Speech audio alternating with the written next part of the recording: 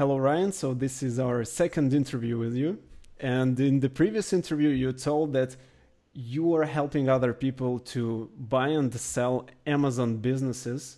And that's what I wanted to talk with you right now. So could you tell me how lucrative is it to actually sell Amazon business? How hard is it? Is it enough demand for those? So right now there is. I don't know how long the fire will be burning for all of these outside firms to be buying Amazon-based businesses, but as of right now, there's more buyers than there are sellers. A lot of people from Silicon Valley or traditional investors are coming in, and right around like the seven-figure mark, the $1 million mark, is where people start to get really interested. So there's a lot more demand than there is supply. I don't know how long that will last, but people are basically crawling all over themselves trying to buy these types of businesses because the profit margins have been really impressive. I'll say if you build it right from the get-go, you'll get more money and be able to sell a lot easier. And some of those things, some of those ways of building it right from the get-go, we'll talk about at the forum. Okay. So what if I want to start the Amazon business right now and I'm planning to sell it in like 1 year?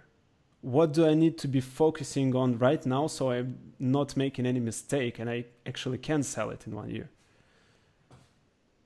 Yeah, I think, first of all, the biggest no-no, the worst thing you could do is resort to black hat or underhanded tactics that are going to compromise you with Amazon. So right now, there's like these softwares that will game the system, and people find ways to justify it being not a bad thing. But if it compromises your account, you can't sell that business. And Amazon, the minute they flip a switch and decide that you're breaking the rules, you're gone. So that is not an asset that can be built and sold. You are just hoping to make enough money to get by if you're using those tactics. So there are people who use those and sell their companies, but if the buyer finds out that you were using those, they have recourse, which means that they can make you buy the company back from them. So I just don't think it's a good idea to resort to those tactics. And you should focus on it's too easy to have a successful business doing things the right way.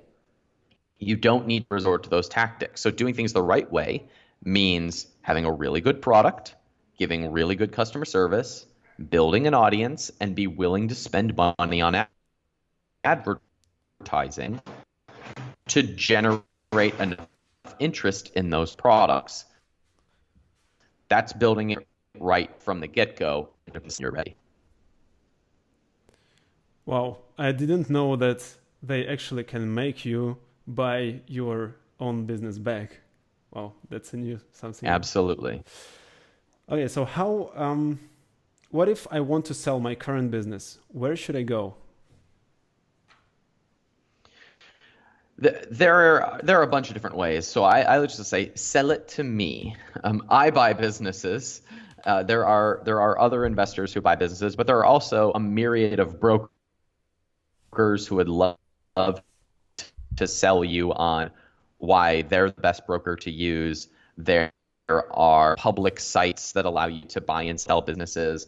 If you can sell it privately, either to an investor or to a competitor, that's the best way. But I've used brokers in the past and done just fine. But I always say, just sell it to me because I buy businesses as well. What are you looking at while evaluating the business? When I'm evaluating a business, I'm looking at, does it have an audience? I'm looking at, is there a differentiating factor that will last a year and 2 years from now? And I'm looking at areas where I could uncover new potential. Like, are there additional products that we can add to this line?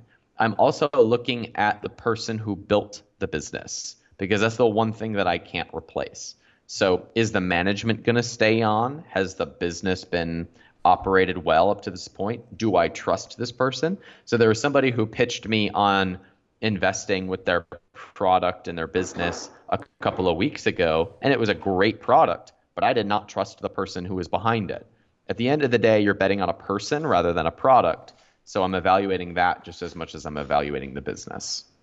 So when we are talking about buying and selling business, we're talking about that you are as an investor, you're buying the part of ownership, like part of equity. You're not buying the whole business and giving me out the cash. I've done both.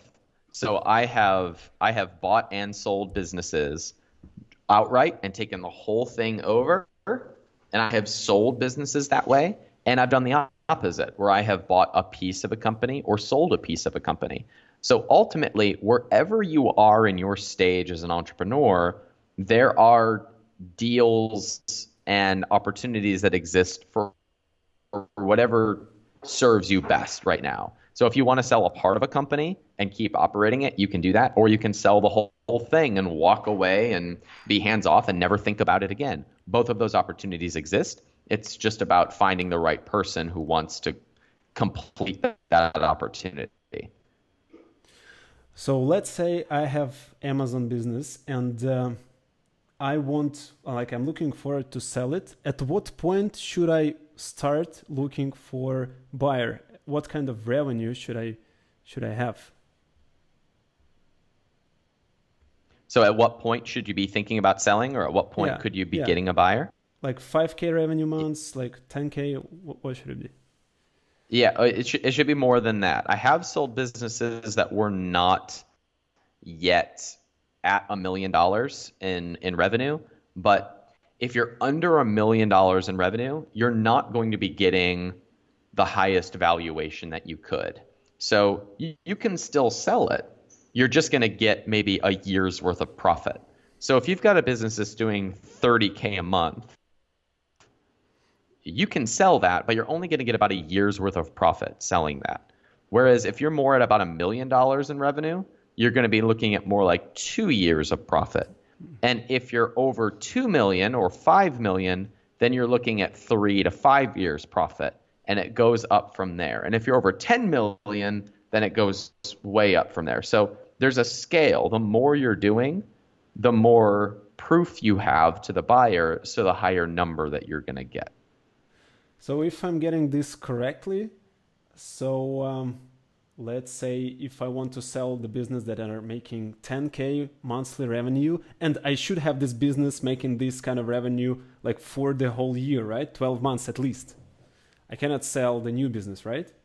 Right. I mean, again, you still could, but the more profit and the more history you have, the higher the amount you're going to get it. So if you start and launch a business and you say, look, I made $10,000 in revenue, somebody could come in and say, well, I'll give you $1,000 for it, right? If there's no history and there's not a lot of profit on the table, the chances of you getting any sort of investment are zero. I see. So the last question would be I'm being curious, what is the steps of selling the business? Once let's say I find the investor and you're interested in it, what are you looking at? What is the procedure? Could you describe it? Yeah, so just last week, came to me because they wanted an investor. And they were really, really concerned about it being a very long, hard process. But the process ends up being, I sit down with my lawyer. I say, this is the deal I want to make. And I turn to the other person and say, this is the deal that they want to make. Could you make this happen in legal world? And they say, okay, Ryan. And they write it up in legal speak. I wire the money to the investor. We both sign off on the agreements, and now we're in business together. So depending on how complicated the deal is and how much negotiation there is, it could be a 3-day process. Now, if you're selling and you're getting $1 million check, that's going to be a different amount of attorneys being involved, and there might be more negotiating happening. But if it's a simple deal, it could take place in a couple of days. So I think people overthink how complicated it could be. Now, if you're operating a multi-million-dollar business that you're going to sell, then that could be a process of them going through your financials, looking at your profit and loss statements, making sure that everything makes sense, getting to know the business. And that could be a 3-month process. And then there's going to be negotiations and there's going to be legal paperwork. But if it's a small deal, the smaller the deal, the faster it happens. I see. Wow. Thank you for that. It's actually really, really valuable. And thank you for sharing, Ryan. And by the way, the last question. So if I'm getting this correctly, this should be registered in the United States, right? We're talking about businesses that are registered in the United States. We're not talking about individual accounts selling from other countries. So there are plenty of businesses that have been sold outside the US. The US is obviously where I live and what I understand. So if the process is different in other countries, that might be the case, but I'm not as familiar with that as I am in the US. But of course, businesses are bought and sold just as much in other countries as they are in the US. Sure. Okay, so basically that's it. Thank you again for sharing, and see you in Ukraine. Can't wait to see you, man. See you soon. See you.